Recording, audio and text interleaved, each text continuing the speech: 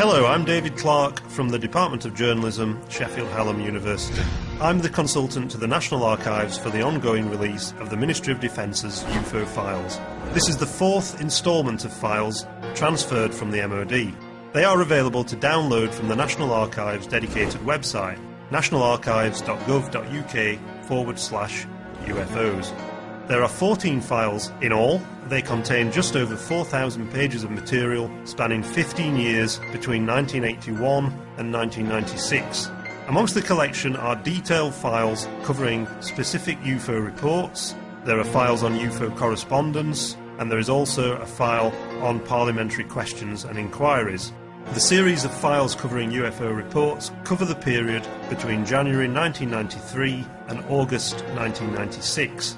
During these 3 years, there were more than 800 separate sightings reported to the Ministry of Defence, with a large increase in numbers during 1996, when a total of 609 sightings were logged. This was more than all the 3 previous years added together, and in fact was the largest number on record since 1959.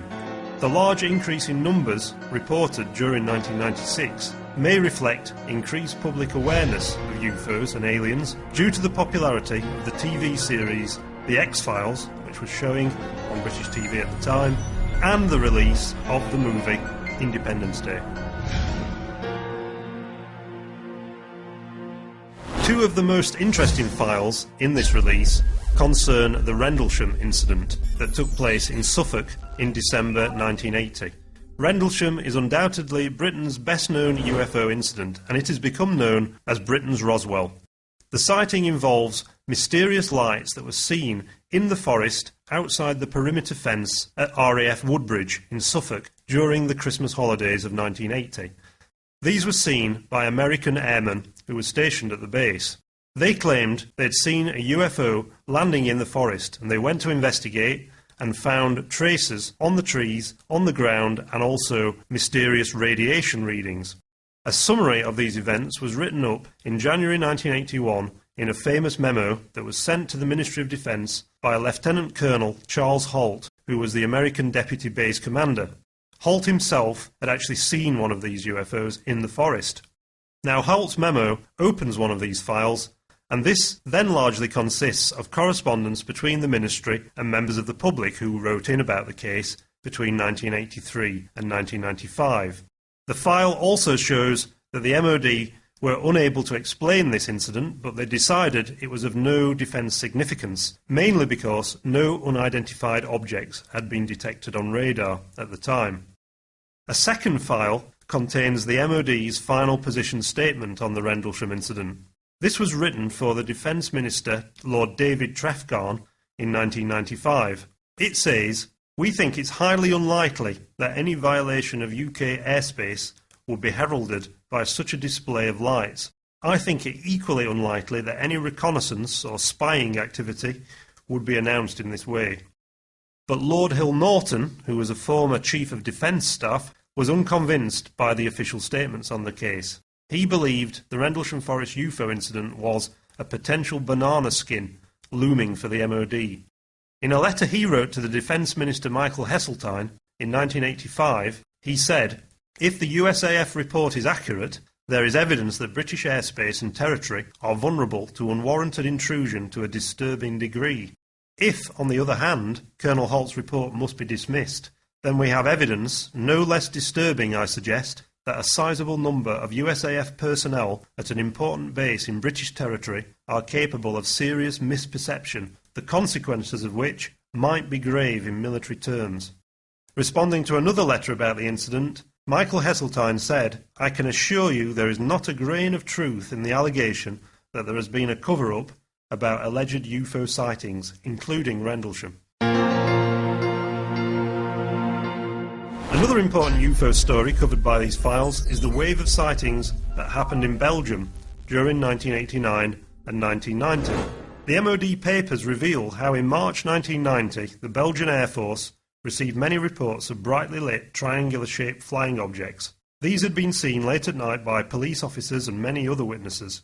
Unidentified objects were also seen by NATO radars around the same time, and this led the Air Force to scramble F-16 fighters to intercept them.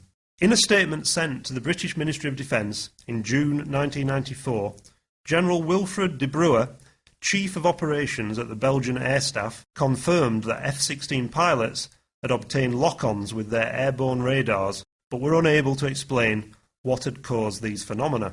The Ministry of Defence were not informed of the incident at the time, and it was concluded that there was no threat to the British Isles. In 1993, they told a correspondent, "We have never detected a structured craft flying in UK airspace that has remained unidentified."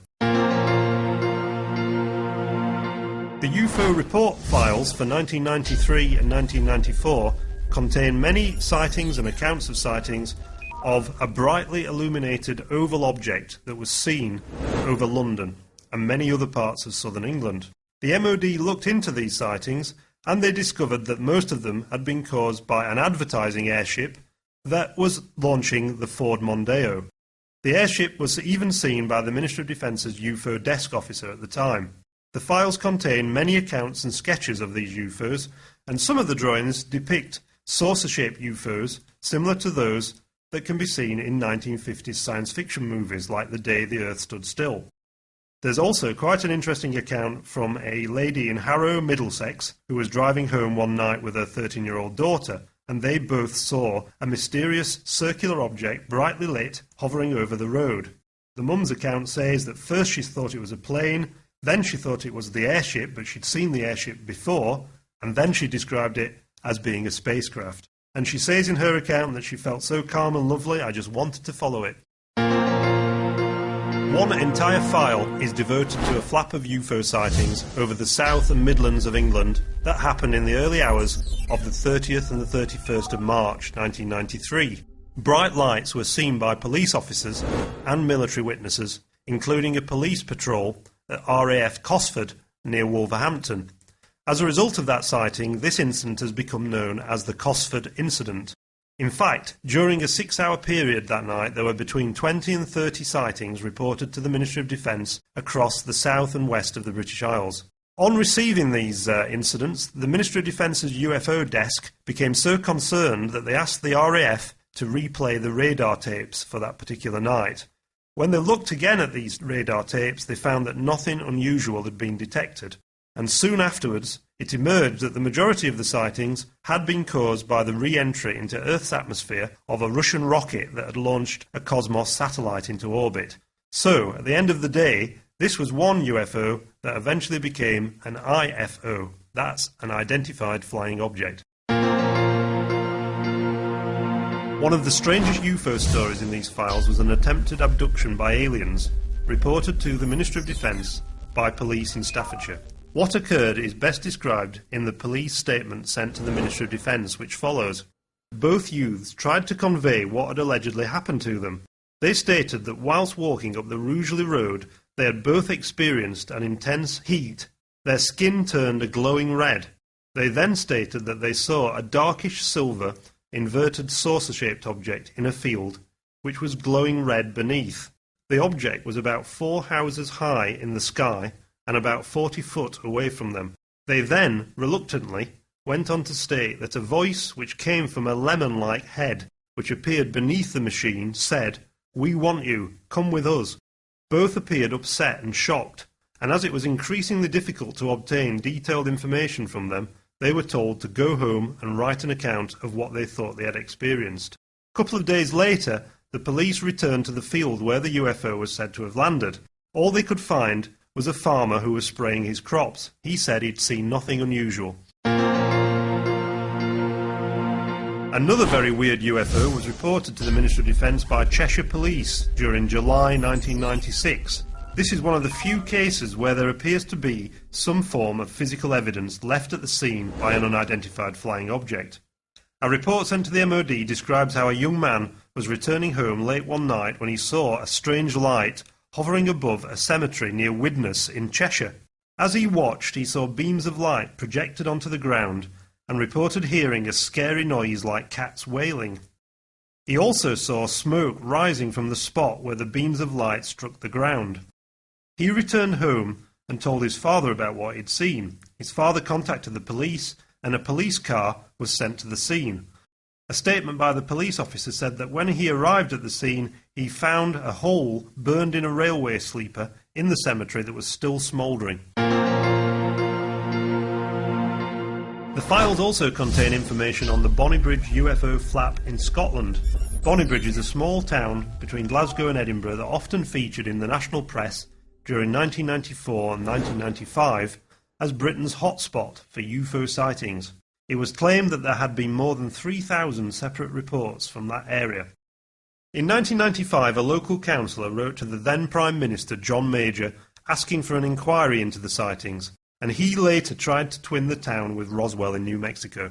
All 14 files can be downloaded from the National Archives website, which is nationalarchives.gov.uk/UFOs.